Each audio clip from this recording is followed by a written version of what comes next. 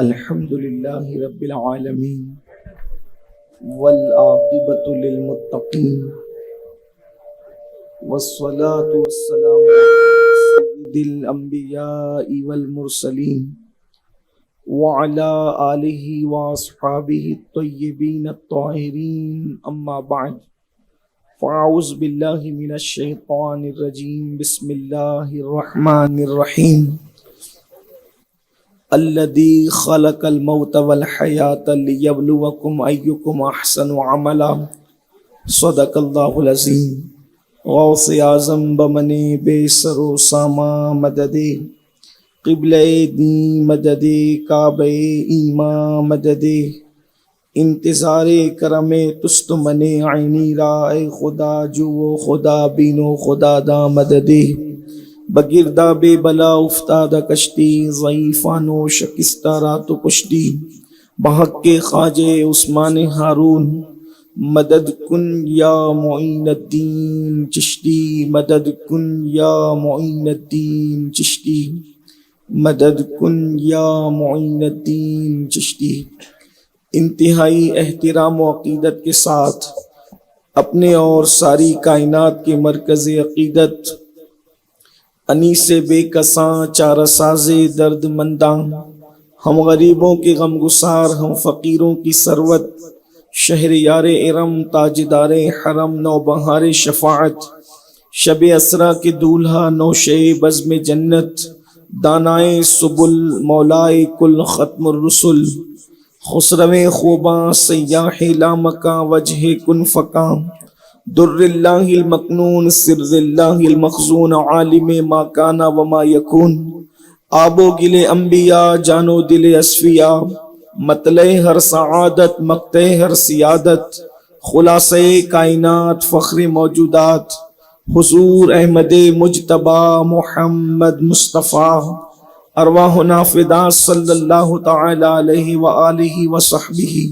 وبارک وسلم کی بارگاہ بے کس پناہ میں جس طریقے سے پڑھاؤں، بلند آواز سے میرے ساتھ مل کر پڑھیں۔ الصلاۃ والسلام علیک یا رسول اللہ، الصلاۃ والسلام علیک یا نبی اللہ، الصلاۃ والسلام علیک یا حبیب اللہ، وعلی آلک واصحابک یا نور اللہ، صلی اللہ تعالی علیہ وسلم۔ دن لہو میں کھونا تجھے، شب صبح تک سونا تجھے، دن لہو میں کھونا تجھے، شب صبح تک سونا تجھے، شرم نبی خوف خدا یہ بھی نہیں وہ بھی نہیں، رزق خدا کھایا کیا، فرمان حق ٹالا کیا، شکر کرم ترس سزا یہ بھی نہیں وہ بھی نہیں، اور ڈر تھا کہ عصیاں کی سزا اب ہوگی یا روز جزا، ڈر تھا کہ عصیاں کی سزا اب ہوگی یا روز جزا، دی ان کی رحمت نے صدا یہ بھی نہیں وہ بھی نہیں۔ آج کی یہ محفل اصلاح عقائد و اعمال کے حوالے سے ہمارے نظام پورہ کے نوجوانوں نے سواد اعظم اہل سنت و جماعت کی عالمگیر تحریک سنی دعوت اسلامی کے زیر اہتمام منعقد کیا ہے۔ اللہ تبارک و تعالیٰ کی بارگاہ میں دعا کرتا ہوں کہ اللہ رب العزت بانیان محفل کو اپنی شان کے مطابق بہتر جزا اور بہتر صلہ عطا فرمائے۔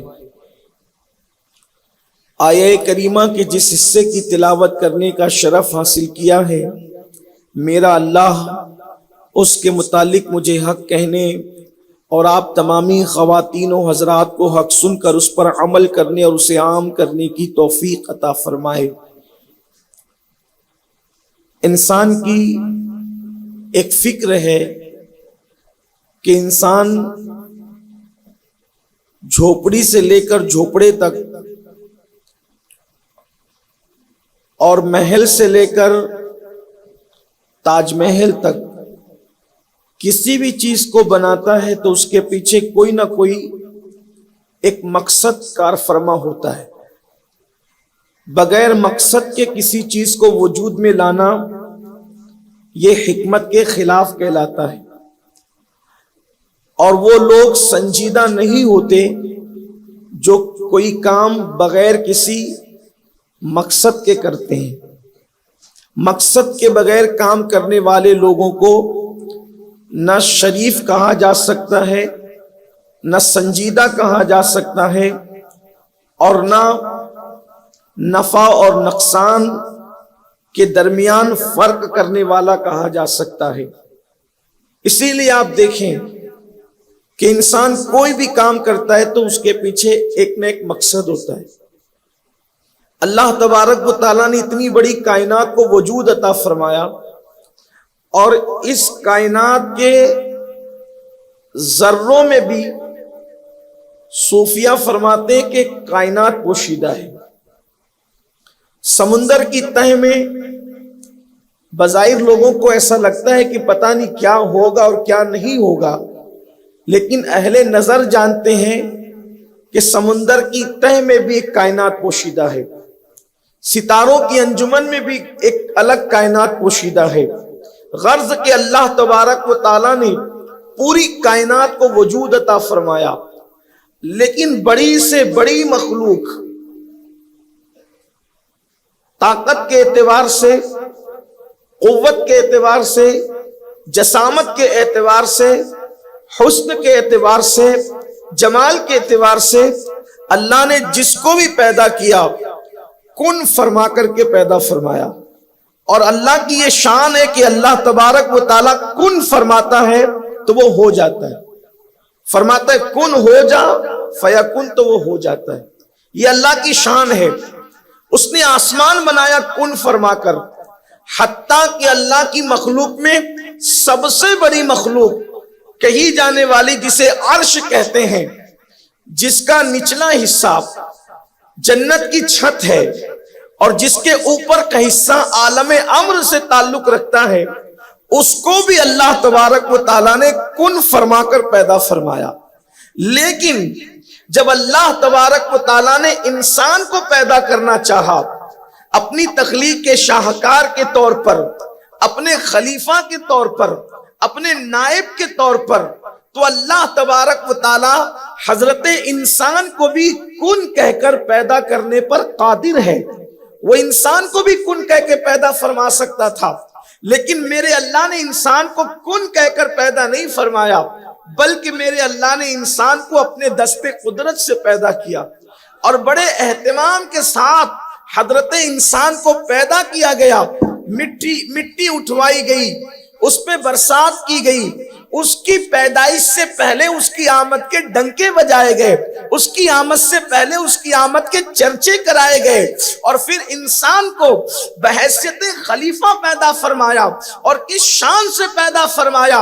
ایک تخلیق کا خوبصورت سلسلہ ہے جس کو پڑھنے اور سننے سے جس کا تعلق ہے، لیکن بہت طویل گفتگو کی طرف آپ کو الجھانے کی بجائے صرف یہ کہنا چاہتے ہیں کہ اللہ نے حضرت انسان کو اپنے دست قدرت سے پیدا فرمایا، اور کائنات کے اندر طاقت لے لے، قوت لے لے، عزت لے لے، شہرت لے لے، وقار لے لے، حسن لے لے، خوبصورتی لے لے، اللہ نے پوری کائنات کی ساری رانائیوں کو ایک 6 فٹ کے انسان کے اندر، ایک مختصر سے وجود کے اندر جمع کر دیا. صوفیہ کہتے ہیں کہ اللہ کی بڑی کائنات کو اگر اجمالی طور پر سمٹا ہوا کہیں دیکھ سکتے ہیں تو انسان کے وجود میں دیکھو. انسان کا وجود گویا کہ ایک چھوٹی سی کائنات ہے. پوری کائنات کی رانائیاں ایک اجمالی طور پر انسان کے وجود میں سمٹ آتی ہے. اس میں دریاؤں کی روانی کو بھی دیکھ سکتے ہیں، اس میں آپ پودوں کو بھی دیکھ سکتے ہیں، اس میں آپ درختوں کا وجود بھی دیکھ سکتے ہیں، اس میں آپ شفق کا جمال بھی دیکھ سکتے ہیں، اس میں آپ افق کی سرخیاں بھی دیکھ سکتے ہیں، اس میں آپ اللہ کا عرش بھی دیکھ سکتے ہیں. آپ کو حیرت ہوگی کیا انسان کے وجود کے اندر دریا بھی ہے؟ یہ بہتے ہوئے آنسو آخر کسی دریا کا پتہ تو دیتے ہیں نا۔ اسی طریقے سے آپ کہیں گے کیا انسان کے وجود میں اللہ کے عرش کے جلوے بھی ہیں؟ تو کیا اللہ کے رسول صلی اللہ علیہ وآلہ وسلم نے یہ نہیں فرمایا کہ مومن کا دل اللہ کا عرش ہے؟ اللہ اکبر، ایسا انسان، اللہ اکبر، انسان اتنی شان والا ہے۔ اللہ اللہ، جب آسمان کو بے مقصد پیدا نہیں کیا، جب زمین کو بے مقصد پیدا نہیں کیا، جب ستاروں کی انجمن کو بے مقصد پیدا نہیں کیا، جب چاند اور سورج کو بے مقصد پیدا نہیں کیا، حتیٰ کہ چھوٹے چھوٹے کیڑوں کو بھی اللہ نے بے مقصد پیدا نہیں کیا۔ حضرت سیدنا داؤد علیہ السلام عبادت میں مصروف ہے، عبادت کے درمیان دیکھا کہ دیوار سے ایک چھوٹا سا کیڑا جو ہے وہ مٹی پھینک رہا ہے۔ پوچھا مولا یہ چھوٹا سا کیڑا تو نے کیوں پیدا کیا؟ تو اللہ نے اس کیڑے کو زبان عطا فرمائی اور عرض کیا اللہ کے پیغمبر داؤد میں رات میں 1000 مرتبہ سبحان اللہ والحمدللہ ولا الہ الا اللہ واللہ اکبر پڑھتا ہوں، اور دن میں 1000 مرتبہ مصطفیٰ جان رحمت پہ درود پڑھتا ہوں۔ اللہ نے مجھے اس مقصد کے لیے پیدا کیا ہے۔ اللہ اکبر، غرض کے مٹی میں رہنے والے کیڑوں کو بھی میرے اللہ نے بے مقصد پیدا نہیں کیا۔ زمین ہو یا آسمان یا اس کے درمیان کی چیزیں، سب کا ایک مقصد ہے۔ مجھے بتاؤ جب کائنات کی ہر چیز ایک مقصد کے لیے پیدا ہوئی ہے تو اے حضرت انسان، کیا کبھی تو نے غور کیا کہ تجھے تو اللہ نے اس کائنات کا بادشاہ بنا کر، اپنی تخلیق کا شاہکار بنا کر، اپنا خلیفہ بنا کر، اپنا نائب بنا کر اللہ نے تجھے پیدا کیا۔ انسان تیری پیدائش کا مقصد کیا ہے؟ کبھی انسان نے اپنی پیدائش کے مقصد پہ غور کیا؟ اللہ اکبر، اگر انسان اپنی پیدائش کے مقصد پہ غور کرتا کہ میرے اللہ نے مجھے کیوں پیدا کیا، میری پیدائش کا مقصد کیا ہے، تو انسان کی زندگی کے لمحات بڑے خوبصورت ہوتے، بڑے حسین ہوتے، وہ نفع اور نقصان میں فرق کرتا۔ اللہ اکبر، امروز اور فردا کے حوالے سے غور و فکر کرتا۔ میرے پیارے آقا صلی اللہ علیہ وسلم کے پیارے دیوانوں، آئیے ذرا قرآن ہی سے پوچھ لیتے ہیں انسان کی تخلیق کا، انسان کی پیدائش کا مقصد کیا ہے؟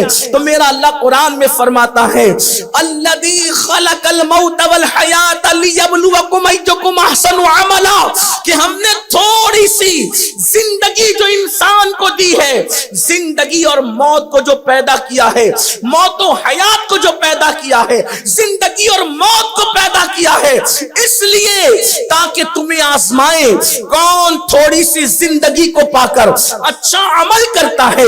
اللہ نے ہمیں تھوڑی زندگی دی، 70 سال جینے والوں، 80 سال جینے والوں، 100 سال جینے والوں، قرآن اس کو تھوڑی سی زندگی کہہ رہا ہے۔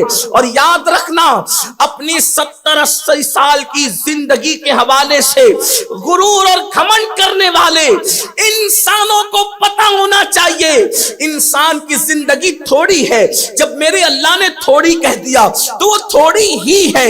اور یاد رکھنا ہر بندہ 80 سال کا ہو جائے، ہر بندہ 100 سال کا ہو جائے، ہر بندہ 60 سال کا ہو جائے، یہ ضروری نہیں ہے۔ قرآن کہتا ہے تھوڑی سی زندگی دے کر ہم نے تمہیں آزمایا کون اچھا عمل کرتا ہے۔ پتہ چلا انسان کے دنیا میں آنے کا مقصد صرف ایک ہے اور وہ اچھا عمل ہے، اچھے کام ہے۔ اس دنیا میں اچھے کام کرنے آئے، اچھا عمل کرنے آئے۔ تھوڑی سی زندگی تھوڑی سی ہے، تھوڑی سی زندگی، کتنی تھوڑی سی۔ اس کا فلسفہ صوفیہ سمجھاتے ہوئے نظر آتے ہیں۔ فرماتے ہیں جب انسان پیدا ہوتا ہے تو اس کے کان میں اذان دی جاتی ہے اگر اس کا تعلق مذہب اسلام سے ہے تو، حالانکہ فقہی طور پر اگر فقہا کی نظر سے آپ دیکھیں تو انسان کی پیدائش کے وقت کی اذان کا نماز جنازہ سے کوئی تعلق نہیں ہے فقہی اعتبار سے۔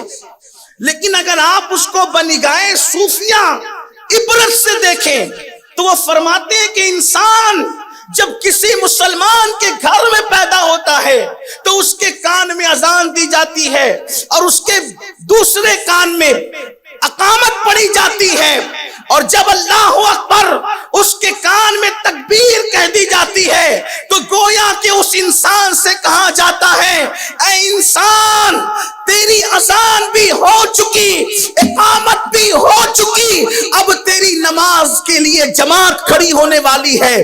تو جماعت اور اقامت کے درمیان جتنا وقفہ اور جتنا وقت ہے بس اتنا ہی وقفہ ہماری اور آپ کی زندگی ہے۔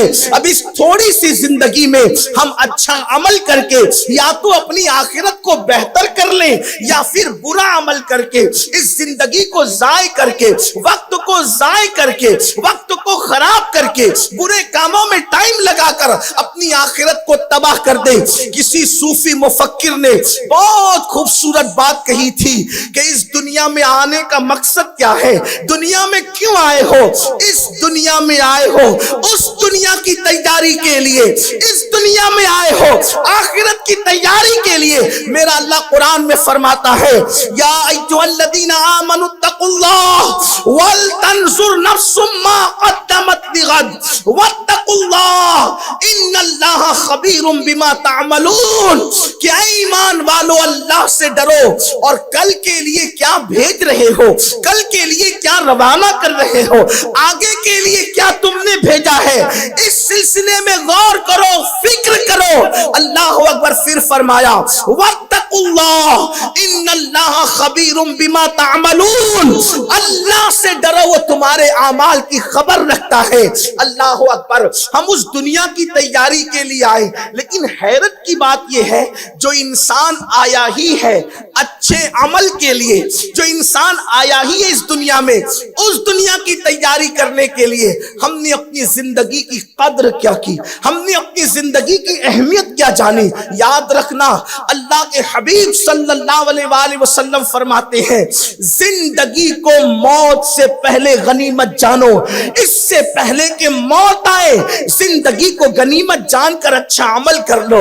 صحت کو بیماری آنے سے پہلے غنیمت جانو، یعنی اللہ نے جب تمہیں صحت دے دی تو اس سے پہلے کہ بیماری آ جائے کچھ اچھے کام کر لو، کل پہ نہ ٹالو، آج کرو، فردا کی بات نہ کرو، امروز کی بات کرو، کل کی بات نہیں آج کی بات کرو۔ لیکن حیرت اس بات پر ہے عقل والا انسان، شعور والا انسان، دماغ والا انسان، کل کی فکر کرنے والا انسان کتنا نادان ہو گیا کہ تھوڑی سی زندگی اللہ نے اس کو عطا کی اور وہ تھوڑی سی زندگی کو لا یعنی باتوں میں مصروف رہ کر کے اپنی زندگی کے قیمتی سرمائے کو ضائع کر رہا ہے، اپنی زندگی کے خوبصورت اوقات کو ضائع کر رہا ہے۔ ہم نے اپنی زندگی کی کیا قدر کی ہے؟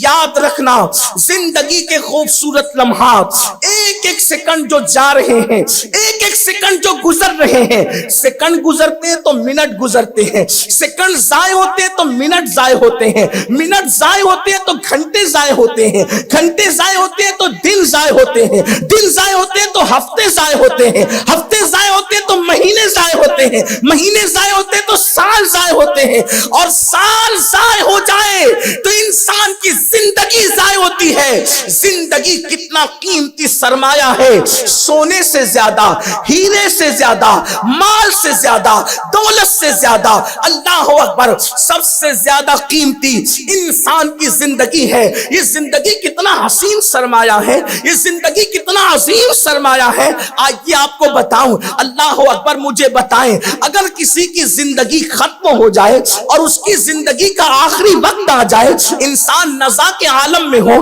انسان سکرات کے عالم میں ہو اور اس کی روح نکلنے والی ہے، تو مجھے بتاؤ کیا اگر پوری کائنات کی دولت دے کر اس کی زندگی کا ایک منٹ کوئی بڑھانا چاہے تو کیا کوئی ایک منٹ بڑھا سکتا ہے؟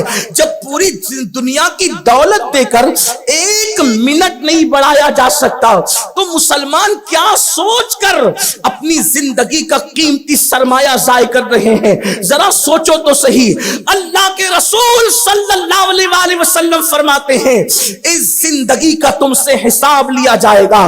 زندگی کو ضائع کرنے والوں، زندگی کو تباہ کرنے والوں، کوئی سو کر زندگی ضائع کر رہا ہے، کوئی غیبت میں زندگی ضائع کر رہا ہے، کوئی گناہ میں زندگی ضائع کر رہا ہے۔ مجھے حیرت ہے انسان سوتا ہے تو نہ وہ نیکی کر پاتا ہے نہ گناہ کر پاتا ہے، لیکن پھر بھی اللہ والوں نے سونے کو عیب قرار دیا ہے، بلکہ فرمایا اللہ تک پہنچنے کے جو زینے ہیں ان میں سے اولین زینے 3 ہیں۔ نمبر 1 کم کھانا، کم بولنا، کم سونا۔ جو مذہب سونے پر بھی قد و غن لگاتا ہو، جو مذہب زیادہ سونے کو بھی عیب قرار دیتا ہو، جو مذہب زیادہ سونے کو بھی پسند نہیں کرتا، اس مذہب کی جاگنے والی قوم اپنے وقت کو گناہوں کی نظر کر رہی ہے، اپنے وقت کو گناہوں کی نظر کر رہی ہے، گناہوں میں تباہ کر رہی ہے۔ آؤ اللہ کے حبیب غیب دا نبی صلی اللہ علیہ وآلہ وسلم فرماتے ہیں 5 سوالات جب تک ابن آدم سے نہ ہو جائیں گے، انسان سے جب تک 5 سوالات نہ کیے جائیں گے، اس وقت تک زمین قیامت کے دن انسان کے پیروں کو پکڑ لے گی اور اس سے سوال کیا جائے گا۔ پہلا سوال، اپنی زندگی کا قیمتی سرمایہ تو نے کہاں پہ خرچ کیا، اپنی زندگی تو نے کہاں گزاری؟ اور اللہ اکبر، اب مجھے بتاؤ، ایک ایک لمحہ، ایک ایک پل، ایک ایک ساتھ انسان کو حساب دینا پڑے گا۔ اس نے خرچ کہاں کیا، اس نے وقت کہاں لگایا، ابھی اسی کا حساب اور اسی کا جواب انسان دے رہا ہوگا۔ کہ دوسرا سوال کیا جائے گا، اپنی جوانی کو تو نے کہاں خرچ کیا۔ اب تھوڑا یہاں رک کر میں عرض کرنا چاہتا ہوں، زندگی کا حساب دینا ہے، جوانی کا حساب دینا ہے۔ میرے آقا صلی اللہ علیہ وسلم کے دیوانوں، مجھے بتاؤ، ہم اپنی زندگی کا قیمتی سرمایہ کہیں گناہوں پر خرچ کر رہے ہیں، کوئی شراب کے اڈوں پر، کوئی زنا کے اڈوں پر، کوئی گناہوں کے اڈوں پر، کوئی برائی کے اڈے پر۔ اچھی طرح یاد رکھنا، دنیا کی جو قومیں اپنی زندگی کا بلکہ اپنے وقت کا صحیح استعمال کرتی ہے، وہ قوم قوموں کی امامت کرتی ہے، وہ قوم قوموں کی قیادت کرتی ہے، وہ قوم جہاں بانی کرتی ہے، وہ قوم جو ہے وہ سورج کی شعاعوں کو گرفتار کرتی ہے، وہ قوم جو ہے اللہ اکبر دنیا کے درمیان گداگری کرنے کی بجائے دنیا کو پالنے کی کوشش کرتی ہے۔ لیکن دنیا کی جو قوم اپنی زندگی کے قیمتی سرمایے کی قدر نہ کرے، وقت کو ضائع کرے، اس قوم سے جینے کا حق بھی چھین لیا جاتا ہے، عزت کے ساتھ اس کو جینے کا حق بھی نہیں دیا جاتا۔ میرے آقا صلی اللہ علیہ وسلم کے پیارے دیوانوں، اچھی طرح یاد رکھو، ہمارے اسلاف اپنی زندگی کو کیسے استعمال کرتے تھے۔ اللہ اکبر، ایک بزرگ کی زندگی کا واقعہ ہے۔ آپ جو ہے آٹے کو پانی میں ڈال کر کے گھول کر کے پیتے ہیں۔ کسی نے کہا حضرت اگر آٹے کو، کچے آٹے کو پانی میں ڈال کر گھول کر پینے کی بجائے آپ اس کو روٹی بنا کر کے کھائیں تو یہ آپ کے معدے کے لیے بھی اچھا ہوگا، آپ کی زبان کی لذت کے لیے بھی اچھا ہوگا۔ اس بزرگ نے فرمایا جانتا ہوں، لیکن بات اتنی ہے کہ روٹی پکانے اور کھانے میں جتنا وقت جائے گا اتنے وقت میں پتہ نہیں کتنی رکعتیں ادا کر کے میں اللہ کا قرب حاصل کروں گا۔ آپ مجھے بتائیں، وہاں کھانے میں بھی وقت اگر جا رہا ہے تو وہ اتنے احتیاط کر رہے ہیں، حالانکہ ہم اس تقوی کی منزل پر نہیں پہنچ سکتے، لیکن کچھ تو سوچو، وہ حلال کاموں میں بھی وقت نہیں لگاتے۔ اللہ اللہ، ایسے حلال کام جس سے ان کی آخرت میں یا ان کی آخرت کے فائدے میں کوئی نقصان نظر آئے، اگرچہ حلال ہے، مباح ہے، لیکن وہ اس میں وقت لگانے کی کوشش نہیں کر رہے ہیں بلکہ وقت بچانے کی کوشش کر رہے ہیں۔ حضرت سیدنا امام زین العابدین علی ابن حسین ابن علی رضی اللہ تعالیٰ عنہ فرماتے ہیں کہ اللہ کے رسول صلی اللہ علیہ وآلہ وسلم فرماتے ہیں دنیا کا بہترین انسان وہ ہے، دنیا کا بہترین انسان وہ ہے جو اپنے وقت کا صحیح استعمال کرے اور وہ چیزیں جو اس کے مفاد کی نہ ہو، وہ چیزیں جو اس کے فائدے کی نہ ہو، اس سے وہ اپنے آپ کو بچائے۔ یہ حسن اسلام ہے، اسلام کا حسن ہے، یعنی لغو اور لا یعنی باتوں سے، لغو اور لا یعنی کاموں سے اپنے آپ کو بچا لینا۔ اللہ کے حبیب علیہ السلام نے دنیا کا بہترین انسان قرار دیا اور حسن اسلام اس کو قرار دیا گیا۔ لیکن کتنے افسوس کی بات ہے، جس مذہب کے اندر عبادت پر زور دیا گیا، جس مذہب کی کتاب نے بتایا انسان اچھے عمل کے لیے آیا فرمایا آج اس قوم کی ماننے اس کتاب کی ماننے والی قوم گناہوں کی اڈوں پہ وقت لگا رہی ہے. مجھے بتاؤ ہمیں وقت ملتا ہے, اللہ نے ہمیں زندگی دی ہے, اس قیمتی سرمائے کو کوئی میوزک کی نظر کر رہا ہے, کوئی موسیقی کی نظر کر رہا ہے, کوئی شراب کی اڈوں کی نظر کر رہا ہے. اللہ اکبر. آج کے نوجوان کون سا وہ جرم اور گناہ ہے جس کے اندر اپنے آپ کو ڈبائے ہوئے نہیں ہے؟ اللہ اللہ. میرے آقا صلی اللہ علیہ وآلہ وسلم کے دیوانوں فرمایا گیا جہاں گناہ ہے وہاں فنا ہے.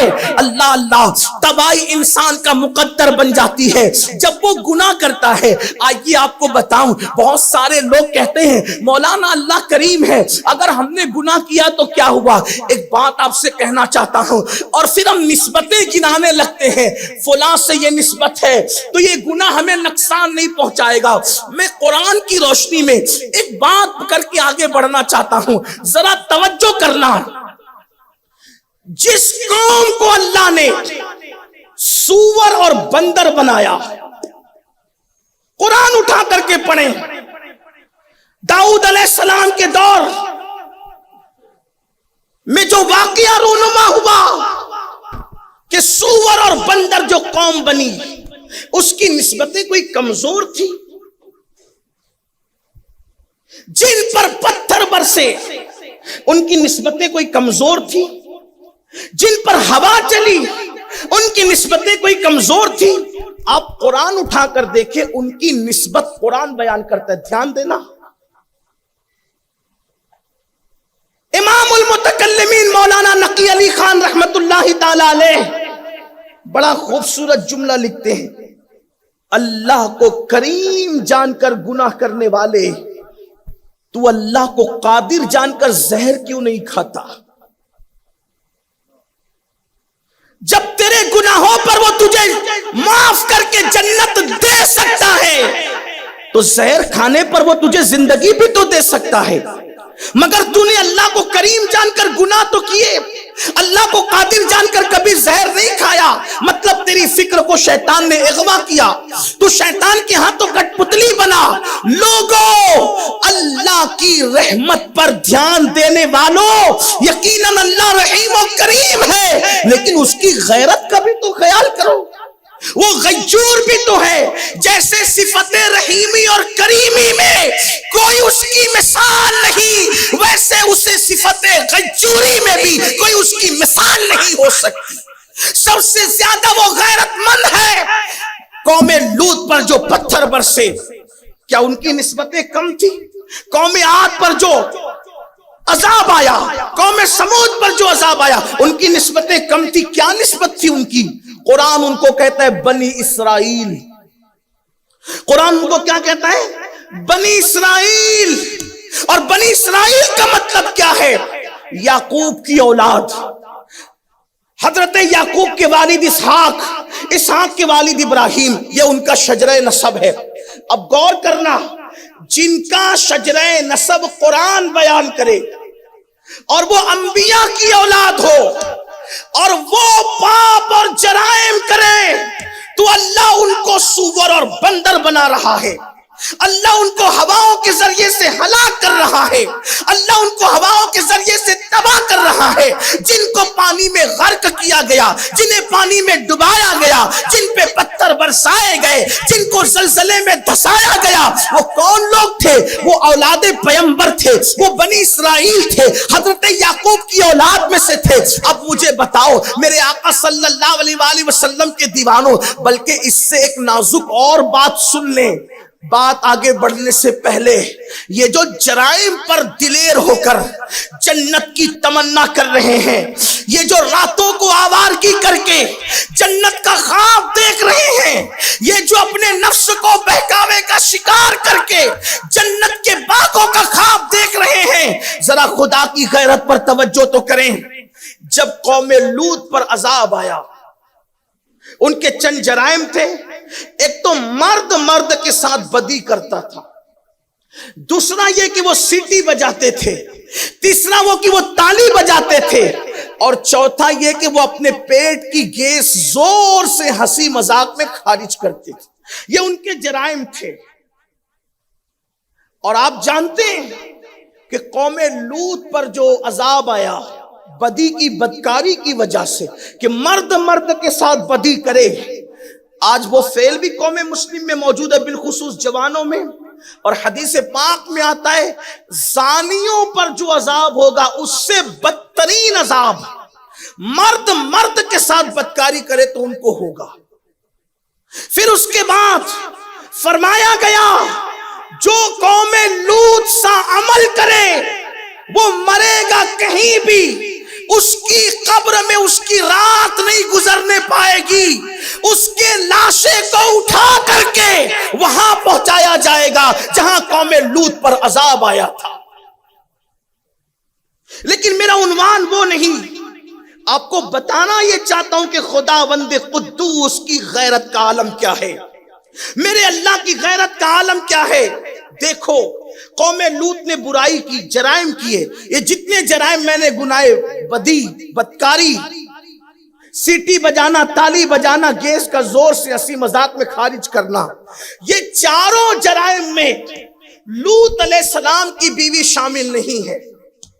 اس لیے کہ ہم اہل سنت کا عقیدہ یہ ہے اللہ کی حکمت بالغہ کی وجہ سے اگر کبھی کبھی نبی کی بیوی کافر ہو تو کافر ہو سکتی ہے، نبی کی بیوی کافر ہو سکتی ہے، لیکن نبی کی بیوی کبھی کیریکٹر لیس نہیں ہو سکتی، کبھی بدکار نہیں ہو سکتی. بہت سے انبیاء گزرے ہیں کہ جن کی بیویوں نے کلمہ نہیں پڑھا وہ مسلمان نہیں ہوئی، جیسے کہ حضرت نوح علیہ السلام کی بیوی. اسی طریقے سے اور بھی مثالیں موجود ہیں. اگر آپ کو تحقیق کرنا ہے تو آپ کتابوں میں تفسیر اٹھا کر کے آپ پڑھیں، سورہ اعراف کو پڑھیں آپ کو پتا چلے گا، سورہ ہود کو پڑھیں آپ کو پتا چلے گا، اس طرح مختلف سورتوں کو پڑھیں آپ کو پتا چلے گا. لیکن ہمارا عقیدہ کیا ہے؟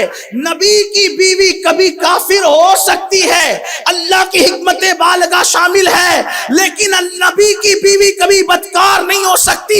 اس کی حکمت یہ ہے کہ کفر سب برا نہیں سمجھتے، کیونکہ کافر کفر کو اچھا سمجھتے ہیں تبھی تو وہ کفر کرتے ہیں، لیکن بدکاری ایسا جرم ہے کہ اس کو کسی مذہب میں اچھا نہیں سمجھا جاتا، اس لیے نبی کی بیوی کبھی بدکار نہیں ہو سکتی. اللہ اکبر. یہ چاروں بدی جو میں نے گنائی حضرت لوط علیہ السلام کی بیوی ان جرائم میں شامل نہیں، اس برائی میں شامل نہیں. لیکن جب لوط علیہ السلام نے اپنی قوم کو منع فرمایا کہ دیکھو بدی نہ کرو، بدکاری نہ کرو، تالیاں نہ بجاؤ، سیٹیاں نہ بجاؤ، پیٹ کی گیس اس طریقے سے ہنسی مذاق میں بے حیائی کے ساتھ خارج نہ کرو، تو انہوں نے اللہ کے پیغمبر کو جواب دیا لوط تم بہت زیادہ با حیا اور پارسا بنتے ہو، ہم تمہیں اپنی بستی سے ضرور نکال دیں گے. اور پھر اللہ کے پیغمبر کو انہوں نے نکالنے کی بات کی. میرے اللہ نے فرمایا لوط ہم ان پر اپنا عذاب نازل کریں گے، آپ بستی چھوڑ کر کے نکل جائیں.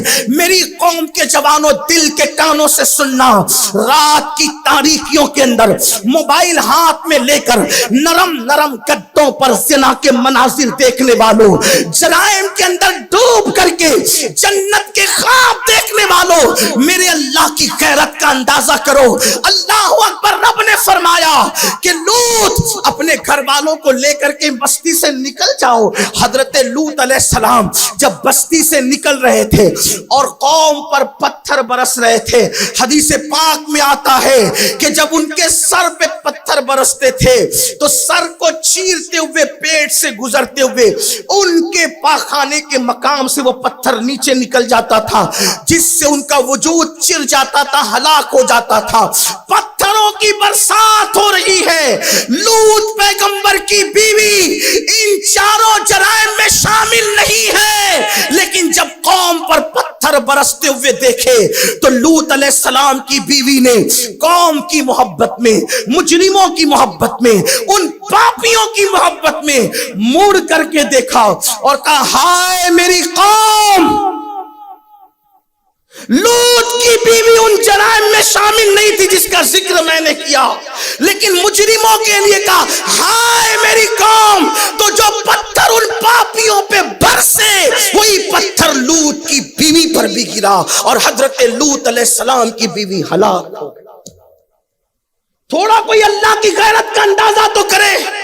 جب پیغمبر کی بیوی مجرموں کے لیے کہے ہائے میری قوم، تو وہی پتھر اس پہ بھی گرتا ہے جو مجرموں پہ گر رہا ہے. تو جو قوم خود جرم کرے اور پھر سوچے کہ میری نسبتیں بڑی ہے، ارے جب جرائم انبیاء کی نسبتوں کو منقطع کر دیتے ہیں تو پھر جرائم کیا امتیت کی نسبت منقطع نہیں کر سکتے؟ جرائم جس حد اس کی الگ الگ ہے، ہر جرم منقطع نہیں کرتا، ہر گناہ منقطع نہیں کرتا، لیکن کوئی تو منزل آتی ہے جہاں انسان کو نسبت کام نہیں آتی. جیسا کہ ایک جرم کے بارے میں قرآن کہتا ہے لیس من اہلک، اے نوح اب یہ تیری آل سے نہ رہا. بولو نسبت ٹوٹی کہ نہیں ٹوٹی؟ اور یہاں سارے جرائم، سارے گناہ، ساری برائیاں، ساری بدی، اور اس کے بعد خواب دیکھ رہے جنت کا. مثال کے طور پر نماز ہی کو لے لیجئے. فقی ابو اللہ سمرقندی رحمت اللہ علیہ لکھتے ہیں کہ اللہ کے رسول علیہ السلام فرماتے ہیں جس نے جان بوجھ کر نماز چھوڑ دی اس سے اللہ بھی بیزار ہے، اللہ کے سارے رسول بیزار ہے، اللہ کے ملائکہ بیزار ہے، اور فرماتے میں محمد خود بھی اس سے بیزار ہوں جو نماز نہیں پڑھتا. جس سے اللہ کے رسول بیزار ہو، بتائیں مجھے اس شخص کو یہ حق کیا ہے کہ ہم رسول اللہ کے، اس کو یہ حق کیا ہے جس سے حضور بیزاری کا اعلان کریں؟ تو میرے آقا صلی اللہ علیہ وآلہ وسلم کے دیوانوں، گناہ کر کے جنت کا خواب دیکھنا اور جرائم کر کے اللہ کی غیرت پر نگاہ نہ کرنا اور اس سے آنکھیں موند کر کے انسان گناہ پر دلیر ہو، اس کا انجام کیا؟ تو عرض یہ کر رہا تھا اس دنیا میں اچھے عمل کے لیے آئے ہو، اگر اچھے عمل نہیں کرو گے تو بربادی مقدر بن جائے گی، تباہ کر دیے جاؤ گے، برباد کر دیے جاؤ گے. جہاں گناہ ہے وہاں فنا ہے. عذاب مختلف شکلوں میں آ رہا ہے. کچھ لوگوں کا تو یہ خیال ہے ہم کچھ بھی کریں امت محمدیہ ہے، ہم پر تو عذاب آنے والا ہی نہیں. یہ خیال آپ کا اچھا نہیں. یقیناً یہ بات ہے کہ امت محمدیہ پر اجتماعی طور پر عذاب نہیں آئے گا، یعنی یہ پوری قوم کبھی ایک ساتھ ہلاک نہیں ہوگی، لیکن انفرادی عذاب انسان پہ آ سکتا ہے. انفرادی عذاب کا اثر انسان پہ آ سکتا ہے اور آ رہا ہے. کوئی محسوس تو کرے. مثال کے طور پر دلوں کا بے چین ہو جانا، دلوں کا بے قرار ہو جانا، یہ اللہ کے عذابوں میں سے عذاب ہے. عبادت کی توفیق نہ ہونا یہ اللہ کے عذابوں میں سے عذاب ہے. حیرت کی بات یہ ہے شاعری سن کر آنکھوں میں آنسو آتے ہیں، شاعری سن کر آنکھوں میں آنسو آتے ہیں، گناہ کے اشعار سن کر آنکھوں میں آنسو آتے ہیں. قرآن کی تلاوت سن کر آنکھوں میں آنسو کیوں نہیں آتے؟ یہ اللہ کا عذاب نہیں ہے تو کیا ہے؟ یہ اللہ تبارک و تعالیٰ کی ناراضگی نہیں ہے تو کیا ہے؟ میرے آقا صلی اللہ علیہ وسلم کے پیارے دیوانوں، احساس کرو، غور کرو اور اپنے آپ کو گناہوں سے بچاؤ. اس لیے کہ اس دنیا میں ہم اس لیے آئے کہ اس دنیا کی تیاری کریں، آخرت کی تیاری کریں. افسوس جس قوم کو اللہ نے آزمائش کے طور پہ دنیا میں بھیجا ہو، جو قوم آزمائش کے طور پہ دنیا میں آئی ہو، وہ قوم گناہوں میں ڈوب گئی، وہ قوم برائیوں میں ڈوب گئی، وہ قوم آوارگی میں ڈوب گئی. ذرا سوچو تو صحیح، جو آزمائش گاہ میں ہو، جو امتحان گاہ میں ہو، جو ایگزام ہال میں ہو، ارے شریر سے شریر بچہ بھی اگر ایگزام ہال میں بٹھایا جائے تو وہ سنجیدہ ہو جاتا ہے. اور قرآن کہہ رہے ہم نے تم کو امتحان ہال میں بھیجا، ہم نے تمہیں امتحان گاہ میں بھیجا. یہ آزمائش کی جگہ ہے، امتحان کی جگہ ہے. امتحان کی جگہ کوئی شاعری نہیں ہوتی، کوئی ہنسی مذاق نہیں ہوتی، کوئی گانے باجے نہیں ہوتے، کوئی چھیڑ چھاڑ نہیں ہوتا. حال تو یہ ہوتا ہے کہ دوست بھی دوست سے جی چرا کے سوچتا ہے ارے وقت بچاؤ کیونکہ اپنا کام پورا کرنا ہے، اگر ہم نے ٹائم نہیں بچایا تو ناکام ہو جائیں گے. تو امتحان حال میں بیٹھنا شریر سے شریر بچے کو بھی سنجیدہ بنا دیتا ہے. ہماری غیر سنجیدگی کی انتہا ہے.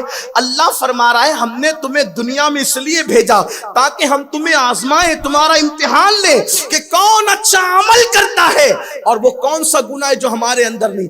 دل بہلانے کے لیے لطیفے سنے جا رہے ہیں، کامیڈی کرنے والوں کے شو دیکھے جا رہے ہیں، مسجد میں آنے کی توفیق نہیں اور اپنی راتوں کو جرائم میں گزارے جا رہے ہیں. آپ دیکھیے آج مسلمانوں کی راتیں کہاں گزر رہی ہے؟ نکڑ پر. مسلمانوں کی راتیں کہاں گزر رہی ہے؟ ہوٹلوں میں. مسلمانوں کی راتیں کہاں گزر رہی ہیں؟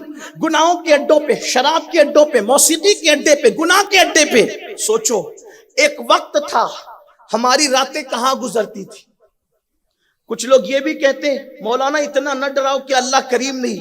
میں نے کہا ان کی زندگی دیکھ جن کو میرے رسول نے اپنی زبان سے جنت کی ضمانتیں دی تھی، ان کی راتیں کیسے گزرتی تھی۔ سیدنا فاروق اعظم اپنی داڑھی کو پکڑ کر کے روتے تھے اور عرض کرتے تھے مولا عمر پر رحم فرما۔ مولا کائنات سید السادات باب مدینۃ العلم سیدنا علی کرم اللہ وجہہ الکریم، جن کے بیٹے جنتی جوانوں کے سردار، جن کی بیوی جنتی عورتوں کی سردار، جو خاتم الولایت مولا کائنات، ان کی راتوں کے بارے میں آتا ہے جب رات کا آخری پہر آتا تو مولا کائنات اللہ کے خوف سے ایسے روتے اور ایسے گریہ وزاری کرتے، ایسے تڑپتے جیسے سانپ کا ڈسا ہوا تڑپتا تھا، ایسے مولا کائنات اللہ کے خوف سے تڑپتے تھے اور رب کی بارگاہ میں گریہ وزاری کرتے تھے۔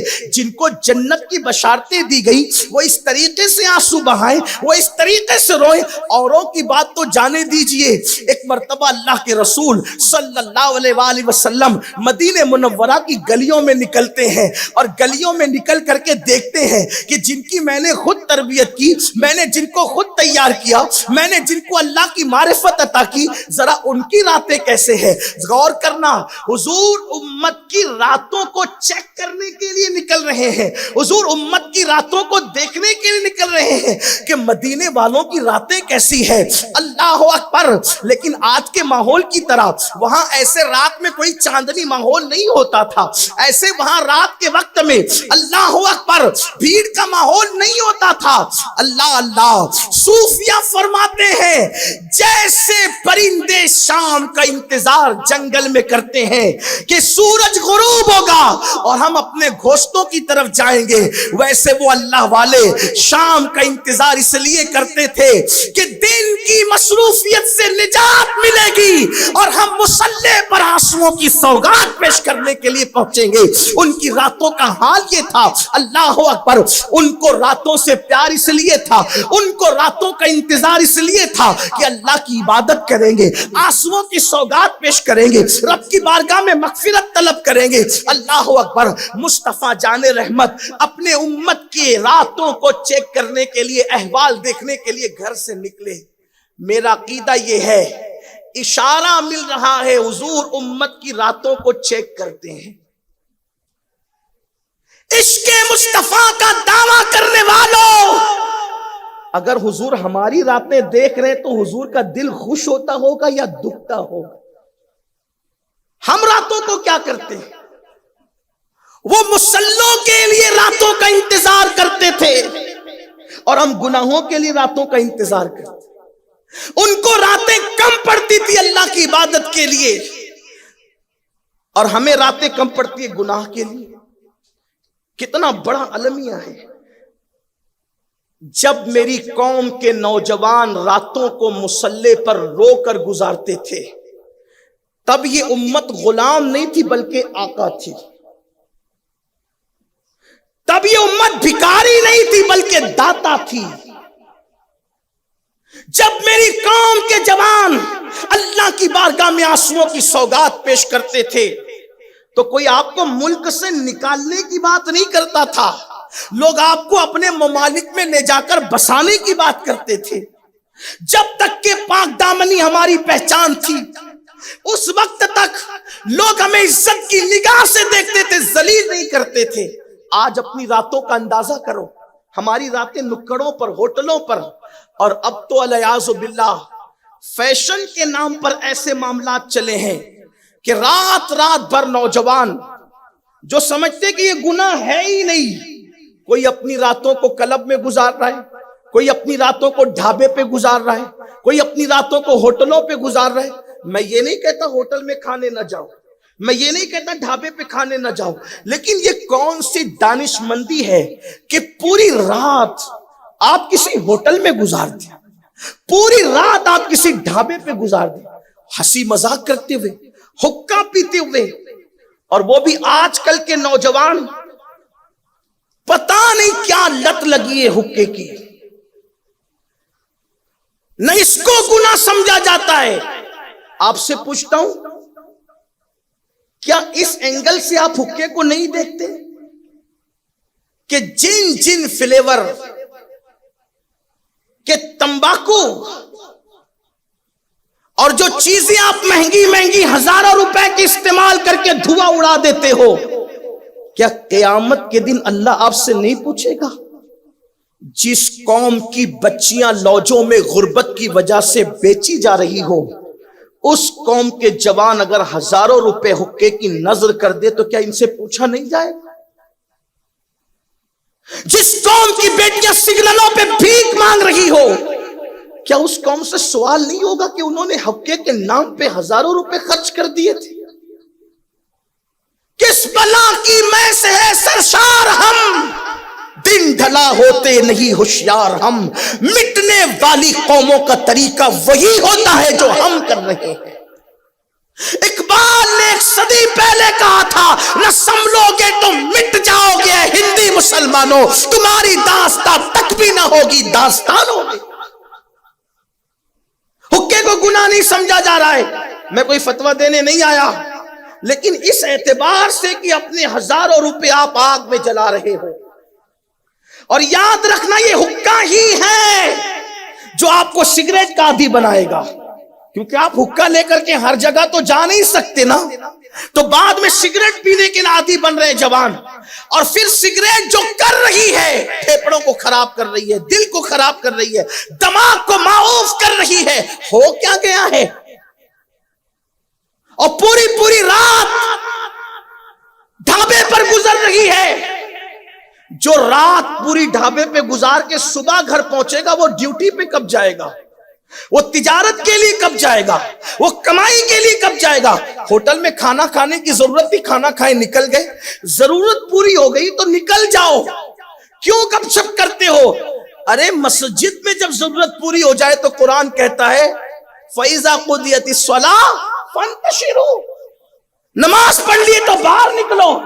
अगर ये सेगा अम्र नहीं है, हुक्म नहीं है, लेकिन इबाहत के लिए तो है ना कि निकलो और क्या करो?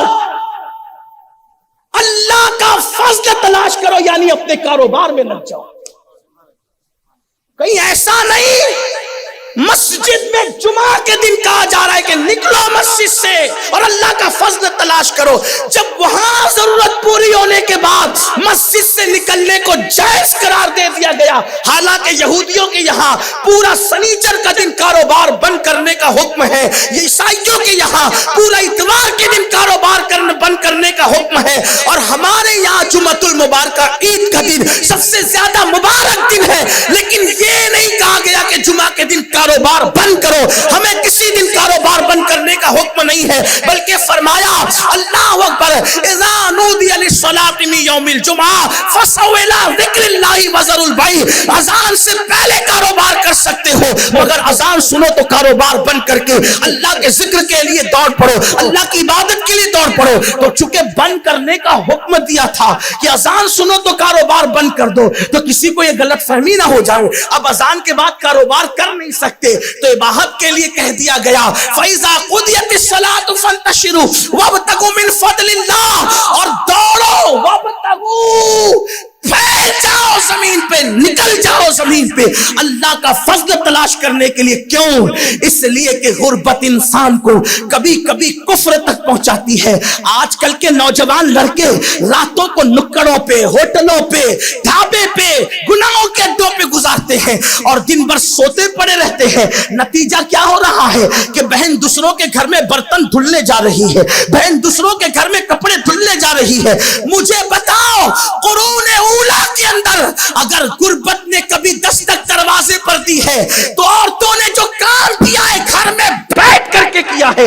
हमारे सियासतदान औरंगजेब आलमगीर जैसे थे जो 11 महीने तक अखंड भारत पर हुकूमत करता था, और रमजान शरीफ का चांद नजर आता था तो अखंड भारत का बादशाह दिल्ली की مسجد میں لوگوں کو تراویح پڑھانے کے لیے کھڑا ہو جاتا تھا. یہ ہمارے سنہری دن تھے, یہ ہماری تاریخ تھی. مسلمانوں کو ہو کیا گیا ہے؟ راتیں ضائع کر رہے ہو, دن ضائع کر رہے ہو, وقت ضائع کر. لوگ کہتے ہیں مولانا پڑھنے کے لیے وقت نہیں ملتا. میں آپ سے ایک بات کہتا ہوں, اگر 1 گھنٹہ آپ کسی کتاب کا مطالعے کے لیے نکالے, 1 گھنٹہ سے 1 گھنٹہ کہہ رہا ہوں اس لیے 1 گھنٹہ کسی کتاب کے مطالعے کے لیے نکالے, 10 صفحات روزانہ پڑھے, 10 صفحات, 1 سال میں کتنا پڑھ لو گے پتہ ہے؟ 7,500 صفحات پڑھ سکتے ہو 1 سال میں. روزانہ 1 گھنٹہ ایک کتاب پڑھے ہو, 10 صفحات. سال گزرے گا تو کتنی کتاب اور کتنے صفحات کا علم آپ کے سینے میں ہو جائے گا؟ 7,500 صفحات. اگر 1 گھنٹہ صحیح استعمال کیا تو 7,500 صفحات کے علوم کے آپ عالم بن گئے. اگر اور وقت کا صحیح استعمال کرو گے تو کیا نہ ملے گا؟ کیا نہیں مل سکتا؟ بہرحال اپنی گفتگو سمیٹتے ہوئے عرض کروں, ہمیں احساس کرنا ہوگا زندگی تیزی سے گزر رہی ہے, وقت جا رہا ہے, اور انسان کو پچھتاوا سب سے زیادہ کب ہوتا ہے پتہ ہے؟ جب اس کو موت آتی, وہ مر رہا ہوتا ہے نا, اس کو احساس ہوتا ہے میں نے اپنی قیمتی جان گنوا دی, زندگی گنوا دی. اور جوانوں کو تو احساس ابھی نہیں ہے, جس وقت ان کی جوانی ڈھلے گی, بڑھاپا آئے گا, تب ان کو احساس ہوگا کہ ہم نے جوانی کہاں گزار دی. کہا جاتا ہے کہ ایک بوڑھا جس کی کمر بڑھاپے کی وجہ سے جھک گئی تھی, وہ لکڑی ٹیکتے ہوئے کہیں جا رہا تھا. ایک جوان کو مستی سوجی, اس جوان نے پوچھا بابا کیا ڈھونڈ رہے ہو؟ حالانکہ اس کو پتا تھا کہ کچھ ڈھونڈ نہیں رہے, ان کی کمر بڑھاپے کی وجہ سے جھک گئی, لکڑی ہاتھ میں جھک گئی ہے کمر. تو پوچھا بابا کیا ڈھونڈ رہے ہو؟ وہ بوڑھا بڑا دانشمند تھا, اس نے سوچا جب موقع ہی ملا ہے تو کوئی نصیحت کر دوں, اس لیے کہ وہ تو چڑھا رہا تھا. لیکن یاد رکھنا ظرف کی بات ہے, نوجوان چڑھا رہا تھا, بوڑھا چاہ رہا تھا نصیحت کرنا. بالکل ایسے ہی جیسے بچے درخت پہ پتھر مارتے ہیں, لیکن درخت جو پھل والا درخت ہوتا ہے وہ پتھر مارنے والوں کو پتھر نہیں لوٹاتا, بلکہ وہ پتھر مارنے والوں کو پھل عطا کرتا. یہ پھلدار درختوں کی پہچان ہے کہ پتھر کے مقابلے میں پتھر نہیں بھیجے جاتے, پتھر کے مقابلے میں پھل دیے جاتے. تو بوڑھے کا مذاق اڑا رہا ہے, بابا کیا ڈھونڈ رہے ہو؟ بوڑھے نے کیا کہا, بیٹا میں اپنی کھوئی ہوئی جوانی تلاش کر رہا ہوں, میں اپنی کھوئی ہوئی جوان. جس دن بڑھاپے کی وجہ سے تمہارے گھٹنے کام نہیں کریں گے, جس دن تمہارے خوبصورت چہروں پہ جھریاں پڑ جائے گی, جس دن تمہیں کھانسی اتنی, اللہ نہ کرے کسی کو ہے لیکن یہ بڑھاپے کے حالات ہیں, جس دن کھانسی اتنی ہوگی کہ رکے گی نہیں, جس دن سانس پھول رہی ہوگی, جس دن چند قدم چلنے کے لیے بھی لاٹھی کی ضرورت ہوگی یا کسی بیٹے اور پوتے کے کندھے کی ضرورت ہوگی, اس وقت احساس کرو گے کہ میں نے اپنی زندگی کا قیمتی سرمایہ کہاں گوا دیا.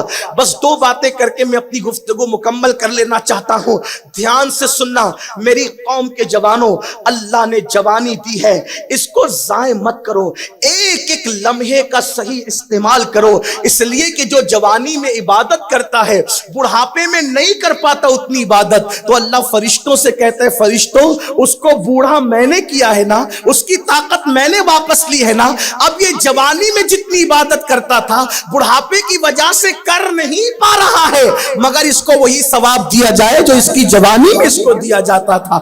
اس لیے صحیح استعمال کرو اپنی جوانی کا. کسی نے کہا تھا اگر جوانی میں عبادت نہیں کرو گے, جوانی میں سجدہ نہیں کرو گے, تو بڑھاپے میں قدرت تمہیں کرنے نہیں دے گی.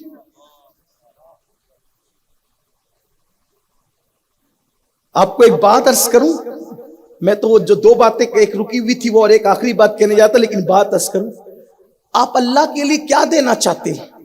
اللہ بڑا غیرت والا ہے, گری پڑی چیزیں وہ نہیں قبول کرتا, عیبدار چیزیں وہ قبول نہیں کرتا. ایک آسان مثال, جب آپ قربانی کے لیے جانور لاتے ہیں تو اسلام کیا کہتا ہے؟ جوان ہو, بوڑھا نہیں چلے گا. بیل قربانی کے لیے آیا, قربانی کے لیے اللہ کے لیے آیا, بیل آیا کس کے لیے؟ بچڑا آیا کس کے لیے؟ جانور آیا کس کے لیے؟ اللہ کے لیے۔ اسلام کیا کہہ رہے ہیں؟ بوڑھا نہیں چلے گا۔ کون سا چاہیے؟ جوان چاہیے۔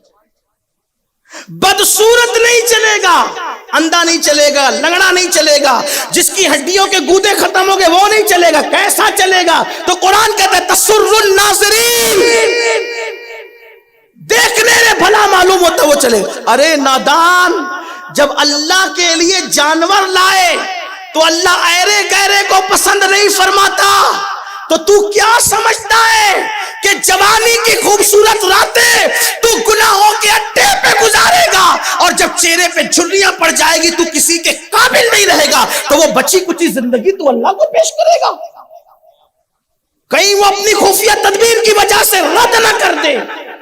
جب وہ بوڑھے بڈھے جانوروں کو قبول نہیں کرتا اپنی راہ میں، تو کیا وہ تمہارے جرائم کے دلدل میں گرے ہوئے بڑھاپے کو قبول کرے گا؟ اگر کر لے تو اس کا کرم میں نا امید کرنے نہیں آیا۔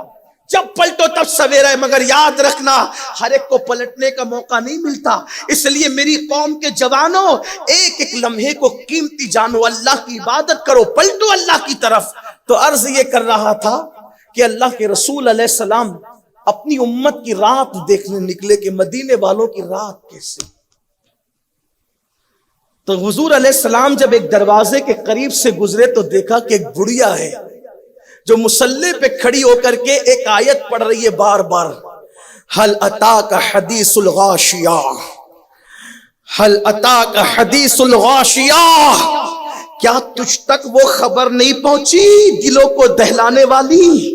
کیا تجھ تک وہ خبر نہیں پہنچی دلوں کو دہلانے والی؟ جب قیامت کی اس گھڑی کا ذکر مصطفیٰ جان رحمت نے بزبان قرآن ایک بوڑھی عورت کی زبان سے سنا تو حضور پر ایک کیفیت طاری ہو گئی، اور حضور کہتے ہیں نامتانی نامتانی، ہاں ہم تک وہ خبر پہنچ گئی ہے۔ مجھے بتاؤ جب بوڑھوں کی راتوں کا یہ عالم ہے تو جوانوں کی راتوں کا عالم کیا ہوگا؟ اس لیے اپنی راتوں کی قدر کرو، اپنی راتوں کا صحیح استعمال کرو، اور یاد رکھو آج عمل کر رہے ہو، عمل کی اہمیت نہیں پتا، جس دن مر جاؤ گے عمل کی اہمیت پتا چلے گی، تب عمل کر نہیں سکتے۔ 2 رکعت نماز کو سمجھا کیا ہے؟ میں نے شروع میں کہا نا کہ نبیوں سے بغاوت کر کے نسبتیں ٹوٹ جاتی ہے۔ یہ وہ جرم ہے، نبی سے بغاوت کا جرم، ان کی تعلیمات سے بغاوت کا جرم نسبتیں توڑ دیتا ہے۔ جنت اتنی سستی نہیں ہے، آسان نہیں ہے، لیکن اتنی مشکل بھی نہیں ہے۔ اگر کوئی اللہ رسول کا وفادار ہو جائے تو اس کے لیے ایک سجدہ ہی جنت میں جانے کے لیے کافی، ایک سجدہ۔ اس سلسلے میں ایک بات یاد آتی، اسی پہ بات مکمل کرتا ہوں، دھیان سے سننا۔ حضرت سیدنا مالک بن دینار ایک راستے سے تشریف لے جا رہے، راستے سے جاتے ہوئے آپ نے دیکھا کہ بادشاہ کی ایک کنیز ہے اور بہت خوبصورت ہے، بہت حسین و جمیل ہے، اور وہ غسل کرنے کے لیے گئی تھی کسی نہر پر، اور اس کو گھیر رکھا ہے کنیزوں نے۔ اتنی قیمتی تھی وہ کنیز کہ اس کی خدمت پر کنیزیں معمور تھی، شاہی کنیز تھی۔ تو چونکہ اللہ والے جو ہوتے ہیں نا، وہ انسان کو اس کی حیثیت دکھانا چاہتے ہیں تاکہ انسان گھمنڈ سے نکلے۔ میں بھی لوگوں کو کہتا ہوں، کسی کو دولت کا گھمنڈ، کسی کو جوانی کا گھمنڈ، کسی کو اقتدار کا گھمنڈ، تکبر۔ انسان تو کس پہ گھمنڈ کرتا ہے؟ دولت پہ؟ فرعون کا انجام دیکھ، شداد کا انجام دیکھ، اپنے اچھے مکانات پہ تو گھمنڈ کر رہا ہے، دیکھ لے نمرود کا انجام کہاں ہو؟ تکبر زیب نہیں دیتا۔ اللہ تعالیٰ فرماتا ہے انسان تو اپنی پیدائش پہ غور کر، بنایا دست قدرت سے، لیکن کیسے بنایا؟ تو قرآن کہتا ہے مِن مَاءٍ دَافِقٍ، اچھلتے ہوئے پانی سے، جس کو دوسرے مقام پہ قرآن کہتا ہے مِن نُطْفَةٍ۔ اور اس کے ناپاک ہونے میں کیا کلام ہے کسی کو؟ اس کے ناپاک ہونے میں کیا کلام ہے؟ ایسا ناپاک کہ اپنے مقام سے ہٹ جائے تو غسل فرض کر دے۔ ٹھیک، کبھی اس کو دیکھنا تو صحیح، اس ایک قطرے کو آج سائنس کے ذریعے سے، سائنس ترقی کر چکی ہے تو عدسوں سے دیکھنا آسان ہو گیا، کبھی اس کو دیکھو، اس کے اندر کروڑوں کیڑے ہیں اور اتنے بدصورت ہیں کہ دیکھنے پہ ڈر لگتا ہے۔ انہی کئی کیڑوں میں سے ایک کیڑا اپنے مقام پر پہنچتا ہے اور اسی سے انسان بنتا ہے۔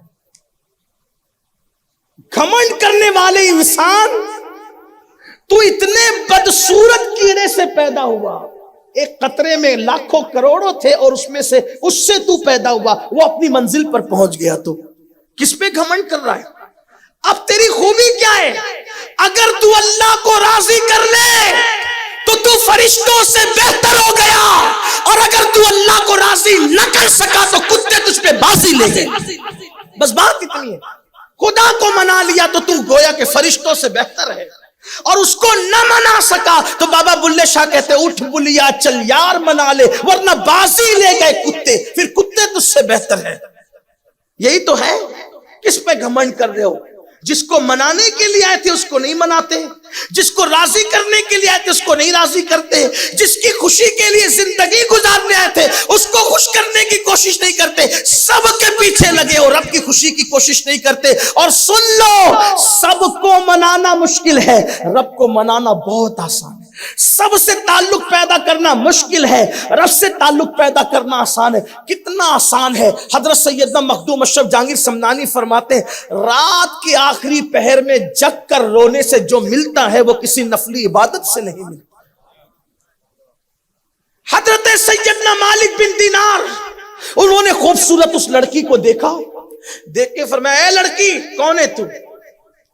اس نے اپنی گردن کو جھرجھری دی اور کہا کہ آپ مجھے نہیں پہچانتے، میں بادشاہ کی کنیز ہوں۔ اچھا، تو تیرا بادشاہ تجھے بیچے گا؟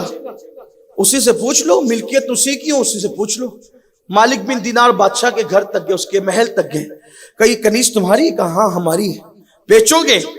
بادشاہ جانتا تھا مالک بن دینار کو، کہا بابا خریدو گے؟ کہا ہاں خریدنے آئے، بیچو گے؟ کتنے میں لوگ؟ کہا تم کو تمہاری امانت ہے، تمہاری چیز ہے، کتنے میں بیچو گے؟ کہا نہیں نہیں حضرت آپ خریدنے آئے تو پھر سودا تو آپ ہی کریں گے نا، بولیے کتنے میں لوگے؟ حضرت مالک بن دینار نے فرمایا، بیٹا 2 کھجور دیتا ہوں، سوکھی کھجور چھوارے، 2 چھوارے دیتا ہوں، اسی پہ بیچ دے اس کو، اسی پہ بیچ دے اس کو۔ مالک بن دینار نے جب یہ کہا نا 2 سوکھے چھوارے پر، 2 سوکھے چھوارے پر، 2 سوکھی کھجور پر اس کنیز کو میرے ہاتھوں بیچ دے، زور سے ہنسا، کہا حضرت اتنی خوبصورت کنیز 2 چھوارے پر؟ آپ کو ہو کیا گیا ہے؟ فرمایا بیٹا میں نے بہت مہنگی مانگ لیا، کیونکہ اس میں عیب ہے، عیب۔ اب دیکھو حسن والوں میں عیب کیا ہے، مالک بن دینار بیان کر، لوگ جو پیچھے پڑے ہیں نا، حسن لافانی کو چھوڑ کر فانی ہونے والے حسن کی طرف یہ اللہ والا بتا رہا ہے، سفید چمڑی کے پجاریوں کو بتا رہا ہے یہ اللہ والا، اصل حسن کیا ہے، حقائق کیا ہے۔ فرمایا میں نے بہت مہنگی مانگ لیا اس کو، یہ اتنی مہنگی نہیں ہے، اس میں تو عیب ہے، عیب۔ کہ کیا عیب ہے؟ فرمایا نمبر 1، یہ غسل نہیں کرے گی تو اتنا پسینہ نکلے کہ آدمی اس کے قریب نہ جائے، بدبو آئے گی۔ دوسرا عیب، یہ اگر مسواک نہ کرے تو منہ سے اتنی بدبو آئے گی کوئی اس سے کلام نہ کر سکے۔ تیسرا عیب، اگر یہ مر گئی تو تجھے صدمہ دے جائے گی، اور اگر تو مر گیا تو یہ کسی اور کی ہو جائے گی، اس میں وفا نہیں ہے، بے وفائی ہے۔ ہنسا زور سے، بادشاہ کہتا ہے حضرت کوئی ایسی کنیز بھی ہے جس میں یہ 3 عیب نہ ہو؟ فرمایا ہاں وہ میرے پاس، وہ میرے پاس ہے۔ کہا وہ کون سی کنیز ہے؟ کہا اس کو غسل کی ضرورت بھی نہیں پڑتی، جتنا نہیں نہائے اتنا مہکتی جائے، اسے مسواک کی کوئی حاجت نہیں، اس کے منہ سے مشک کی خوشبو آتی ہے، اور اس میں یہ جو تیسرا ہے تیری کنیز میں اس میں نہیں ہے، یعنی وہ خود بھی نہیں مرے گی اور جس کو مل جائے وہ بھی نہیں مرے گا۔ ایسی کون سی کنیز ہے جو نہ مرے اور جو مل جائے تو وہ بھی نہ مرے؟ فرمایا اسی کو جنت کی حور کہتے ہیں۔ اور وہ مومن کی کنیز ہے, اسی کو جنت کی حور کہتے ہیں. وہ کہا حضرت اس کی قیمت کیا ہے؟ اب میرے جوانوں دھیان سے سن, کیا پوچھا؟ اس کی قیمت کیا ہے؟ فرمایا بہت سستی ہے بیٹا. وہ کہا کیا؟ کہا جب لوگ سو جایا کریں, رات کو لوگ سو جایا کریں, اس وقت کوئی اٹھے اور اٹھ کر اچھی طرح سے وضو کرے اور صرف 2 رکعت نماز اللہ کے لیے پڑھے اور اپنے گناہوں کو یاد کر کے 2 آنسو بہا لے, اس حور کا یہی مہر ہے, یہی اس کی قیمت ہے. آپ مجھے بتائیں, جب 2 رکعت پڑھنے پہ وہ حور ملے گی تو جہاں حور ہوگی وہیں تو تمہیں بھی پہنچایا جائے گا. تو 2 رکعت کسی کے جنتی بننے کے لیے کافی ہے, لیکن کوئی کر کے تو دیکھے. ہمارے پاس اس کے لیے ٹائم نہیں ہے. آؤ اپنی زندگی کا صحیح استعمال سیکھو, آؤ اپنے وقت کا صحیح استعمال سیکھو. سنی دعوت اسلامی اسی فکر کو جو ہمارے دلوں کے نیا خانوں میں کہیں دب گئی اور اس کو بھول گئے, اسی وہ درس اسلاف کا بھولا ہوا سبق سنی دعوت اسلامی یاد دلانا چاہتی ہے کہ اپنی راتوں کو آوارگی کی راہ پہ خرچ کرنے کی بجائے اپنی راتوں کو خدا خانے پر خرچ کرنے کی کوشش کرو, تاکہ ہماری قبر جنت کے باغوں میں سے باغ بن جائے. نادان جو عبادت انسان کی آخرت کو خوشگوار بنا دیتی ہے, وہ عبادت انسان کی دنیا کو بہتر کیوں نہیں بنا سکتی؟ آئیے جس مقصد کے لیے پیدا ہوئے تھے اس مقصد کی طرف چلیں اور بھٹکے ہوئے آہو کو سوئے حرم لے چلنے کی کوشش کریں. اللہ ہم سب کو توفیق دے کہ ہم اپنے وقت کا صحیح استعمال کریں, اپنی زندگی کا صحیح استعمال کریں اور اپنی زندگی کو آخرت کے لیے گزاریں. گفتگو کے درمیان کوئی غلطی ہو تو اللہ معاف فرمائے. استغفر اللہ ربی من کل ذنب واتوب الیہ وما علینا الا البلاغ. السلام علیکم.